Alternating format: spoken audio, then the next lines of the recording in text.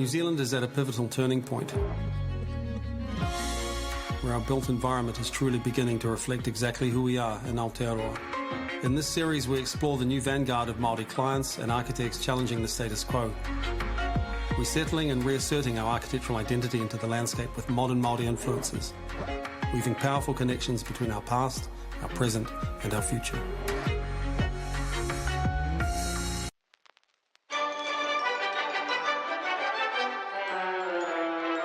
I te tau kotahi mano warurau iwa te kaumā waru, I haka tūrea e te kāwanatanga Aotearoa, he rohenga tiaki rākau i te ngāhere o whakarewarewa ki roto rua. I haka tohia kia ono te kaunga momo rākau, kia kitea ko tēhea te rākau pai, he whakakākahu anō I a papa tuanuku. Ko te New Zealand Forestry Research Institute, I enei rā e mōhio te ana ko Scion. I oroko mai te tau kotahi mano iwa rau whātekau mā whetū. Hei haka whānake I te ahumahi rākau. Mai kore ake te nui o ngā haka paparangi Māori, I haka tō kākano, I haka tō rākau, I tāpahi me te hakarite ngā rākau ko kore noa he aumahi rākau.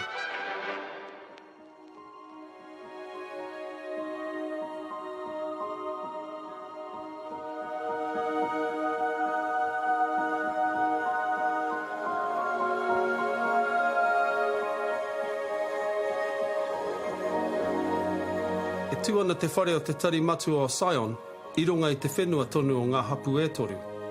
Ko Ngāti Hurunga te rangi, Ngāti Tai Otu, e Ngāti te kahu. Kia ora e hoa. Oh, kia ora. Hei mai, haere mai. Kia ora, pē ana koe, pai? Kei te pai, me koe? Ai, kanui te ora, kanui te ora. Ai, pai ki te kite a koe anō. Me koe hoki, nō reira, nau mai, haere mai, ki te Whare Nui o Tuteata. Ai. He whare a tāhua tēnei. E tēnō honore ki te kōrero ki a koe e pāna ki tēnei whare, me te rangatira o Tuteata, me tēnei whenua o te tokorangi, o te ana I te mana, e raro o te mana o tēnei tangata. Nō reira, nau mai, haere mai. Kia ora, kia ora. E tika nā koe, hātāua hoki tēnei whare, te ngā āhuahanga katoa, ngā haka niko o tēnei te mata o te whare nei. Really beautiful, beautiful. Ai. E mohi ana koe, he aha te kōrero o tēnei... Tēnei waharoa tomokanga? Yeah. O tū, tahi e mihi nui ki a koe, e tēnō honore ki au ki te kōrero e pāna ki tēnei whare. I raro I te mana o Ngā Hapū e toru tū tahi, nō reira, kei te mihi ki Ngā Hapū e toru. Ai, he tauira tēnei mō te mahitahi, mō te hononga o Scion, me Ngā Hapū e toru. Ko tēnei te kōrero tū tahi. Ai, he tikita kōrero o tēnō a tāhua tēnei whare, hoi anō ko te nuinga o te kōrero e pāna ki te mahitahi, ki he tauira mō Rotorua, mō Ngā Hapū e toru, mō Aotearoa, mō te ao pia. We started this game 30 years ago with Scion, and it was sort of have a cup of tea and see you later, and this went on and on and on and on. But different sort of... the management now, turn that all around and we become, and we're trying to, stick with this relationship and it's been working out very well. And they said to us, would you like to give a name to this building? Well, we jumped at that. So it become under our tupuna Tuteata, Te Whare Nui. Just going back to when we first came, you could feel a sense, there was a sense of wairua or Māori in the building. Certainly it felt as though it belonged, and it belonged here. But in terms of our focus has always been the whenua and the tupuna with the development. So what is good for the whenua and the whenua, on the whenua, above the whenua and below the whenua. And really, that's what drives us. The cultural significance of the land is enormously important, and that's really what the whole process of listening and storytelling is all about. When we engage in a project, we want to understand what the stories are of the land, so that we can somehow acknowledge that within the architecture of the building. What we actually saw when we looked at the design was just the maho with the 3 peaks, and we thought that represents us, Ngā Hapū e Toru. They introduced us to a local carver, Glenn Maranui, who we worked with really closely. We worked through his drawings and we digitised them, and then those are the final fascias that ended up there. So what's exciting when you look at the beginning, you'll see the kōwhaiwhai patterns, which were gifted to us by the Hapū, and it's the same as sits on their Whare Nui. So, you know, and that itself is a statement that they are giving us this koha. And I loved it when I had the opening and a little girl looked at it and she said, "Papa, those are the same as our marae." And to me, that was, you know, that really brought things home.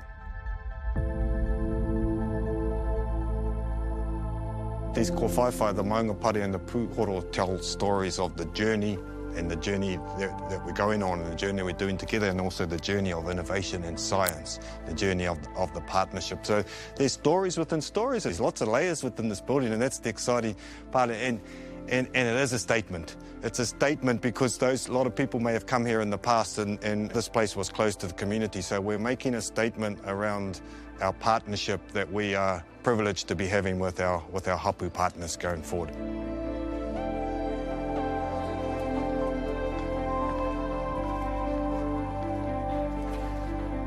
Yeah, so, yeah, welcome in. So you came in at a point where much mahi had been done. I've been here 3 years, you look, and so there was things that happened prior to my time, and as probably we were nearing the completion, you know, the tono came to me about about a karakia, and I said, well, we'll start with who did the original one and we'll work from there, and a little bit of a surprise that nothing had happened. And this is not around laying any blame, you know, it was a time and a place, and you know, we didn't get that right. We didn't become aware of that until the building was almost finished, actually. So what happened from that was that the building work was shut down until we could get that karakia for the whenua happen. It's been a journey, and it's been a journey of learning, and as I reflect back to when the fence was up, you know, our Hapū used to be on the other side.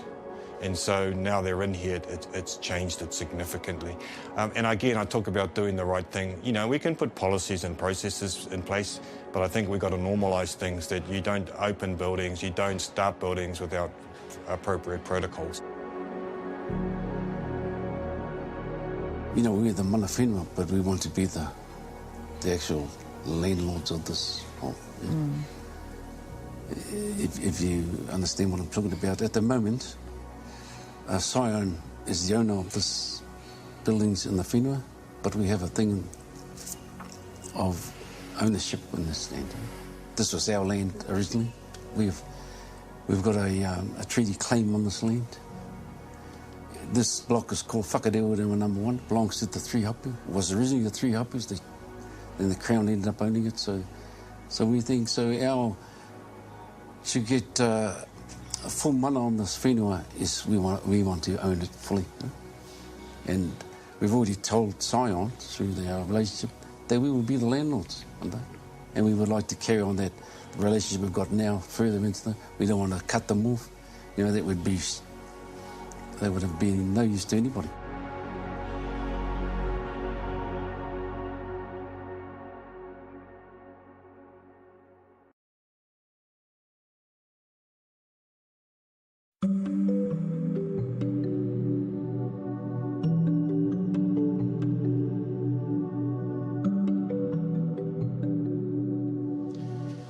Pātai nui kia hau, ia hanga whakaniko-niko ngā āhuahanga o ēnei o ngā āhuahanga o tēnei whare.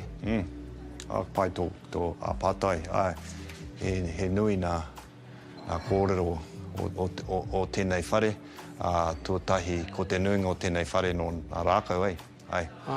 You know, it tells a story of wood and what wood could be used for, from, you know, the stairs. So everything that we could use in wood is probably the main a feature of this building. But as you look to the glass and you'll see the layers of the cloak of the, I guess, of the ngahere that's weaved in here. And there is, you know, some of our Māori story weaved in as well into this building.